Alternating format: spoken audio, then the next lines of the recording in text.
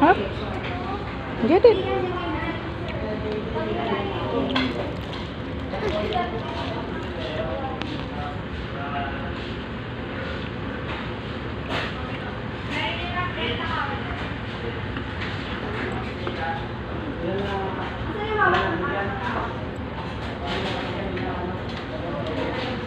No.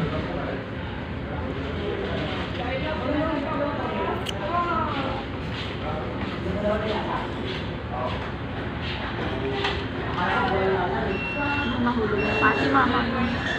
Pati.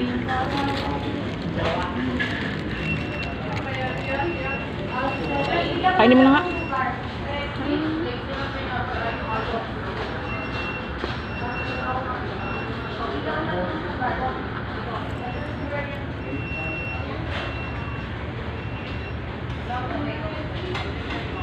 Natutulala siya.